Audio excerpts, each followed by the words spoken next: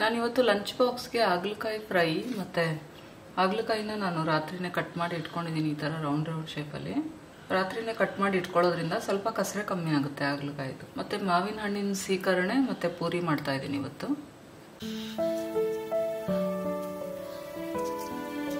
ಇದು ಕಲೋಂಜಿ ಅಂತೀವಲ್ಲ ಅದು ಇದನ್ನು ಹಾಕೋದ್ರಿಂದ ಆ್ಯಸಿಡಿಟಿ ಅದೆಲ್ಲ ಏನೂ ಆಗಲ್ಲ ಮತ್ತು ಆರೋಗ್ಯಕ್ಕೆ ತುಂಬ ಒಳ್ಳೆಯದಿದು. ನಾನು ಇದನ್ನು ಪೂರಿ ಮಾಡುವಾಗ ಸ್ವಲ್ಪ ಸೇರಿಸ್ಕೊತೀನಿ. ಮತ್ತು ಎಳ್ಳು,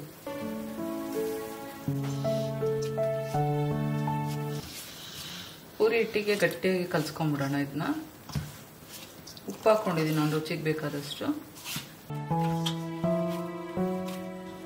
ಸ್ವಲ್ಪ ಗಟ್ಟಿಯಾಗಿ ಕಲಿಸ್ಕೋಬೇಕು ಪೂರಿಗೆ ಯಾವಾಗಲೂ.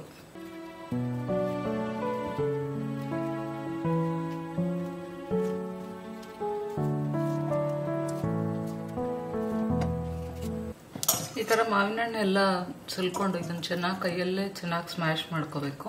ನಿಮಗೆ ಕೈಯಲ್ಲಿ ಸ್ಮ್ಯಾಶ್ ಮಾಡೋಕೆ ಇಷ್ಟ ಇಲ್ಲ ಅಂದರೆ ಬ್ಲೆಂಡರಲ್ಲಾದರೂ ಮಾಡ್ಕೋಬೋದು. ಆದರೆ ಬ್ಲೆಂಡರಲ್ಲಿ ಮಾಡಿದ್ರೆ ಅಷ್ಟು ಚೆನ್ನಾಗಿರಲ್ಲ, ತುಂಬ ಮೆತ್ತಗಾಗ್ಬಿಡುತ್ತೆ. ಈ ಥರ ಕೈಯಲ್ಲಿ ಮಾಡಿಕೊಂಡ್ರೆ ಚೆನ್ನಾಗಿರುತ್ತೆ. ತುಂಬ ಹಣ್ಣಾಗಿರೋ ಮಾವಿನ ಹಣ್ಣು ತೊಗೊಂಡ್ರೆ ಚೆನ್ನಾಗಿ ಬರುತ್ತೆ. ಇದಕ್ಕೆ ನಾನು ಸಕ್ಕರೆ ಹಾಕ್ತಿಲ್ಲ, ಬೆಲ್ಲದ ಪುಡಿ ಹಾಕ್ತಿದ್ದೀನಿ. ನೀವು ಬೇಕಿದ್ರೆ ಸಕ್ಕರೆನೂ ಹಾಕೋಬೋದು. ನಾನಿಲ್ಲಿ ಒಂದು 2-3 ಸ್ಪೂನ್ನಷ್ಟು ಸಕ್ಕರೆ ಹಾಕ್ಕೊತಿದ್ದೀನಿ. ಹಣ್ಣು ಸಿಹಿ ನೋಡಿಕೊಂಡು ಹಾಕೋಬೇಕು. ಸಿಹಿ ಜಾಸ್ತಿ ಇದ್ದರೆ ಸ್ವಲ್ಪ ಕಡಿಮೆ ಮಾಡ್ಕೋಬೇಕು, ಇಲ್ಲಾಂದರೆ ಸ್ವಲ್ಪ ಹಾಕ್ಕೊಂಡ್ರೆ ಸಾಕಾಗುತ್ತೆ. ಒಂದೇ ಒಂದು ಚಿಟಿಕೆ ಉಪ್ಪು ಹಾಕ್ತಿದ್ದೀನಿ. ಒಂದು ಚಿಟಿಕೆಯಷ್ಟು ಏಲಕ್ಕಿ ಪುಡಿ ಹಾಕ್ತಿದ್ದೀನಿ. ಕೈಯಲ್ಲೇ ಚೆನ್ನಾಗಿ ಸ್ಮ್ಯಾಶ್ ಮಾಡ್ಕೋಬೋದು, ಆದರೆ ಇದು ಹಣ್ಣು ಸ್ವಲ್ಪ ಗಟ್ಟಿ ಇದ್ದಿದ್ದರಿಂದ ನಾನು ಇದರಲ್ಲಿ ಮಾಡ್ತಾಯಿದ್ದೀನಿ. ಇಷ್ಟೇ ಸಿಹಿಕರಣೆ.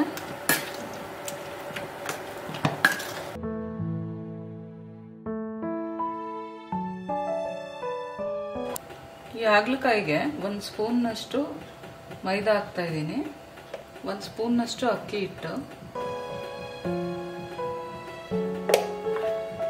1 ಸ್ಪೂನ್ನಷ್ಟು ಕಾರ್ನ್ಫ್ಲವರ್ ಹಾಕ್ತಿದ್ದೀನಿ. ಇದಕ್ಕೆ ಸ್ವಲ್ಪ ಖಾರದ ಪುಡಿ, ಸ್ವಲ್ಪ ಉಪ್ಪು. ನೀರಿನ ಅವಶ್ಯಕತೆ ಆಗಲ್ಲ. ನೀರು ಅವಶ್ಯಕತೆ ಅಂದರೆ ಒಂದು ಸ್ವಲ್ಪ ಚಿಮ್ಕಿಸ್ಕೊಂಡು ಮಿಕ್ಸ್ ಮಾಡ್ಕೋಬೇಕಷ್ಟೆ. ಇದನ್ನ ಎಣ್ಣೆಲಿ ಫ್ರೈ ಮಾಡ್ಕೋಬೇಕು, ಡೀಪ್ ಫ್ರೈ.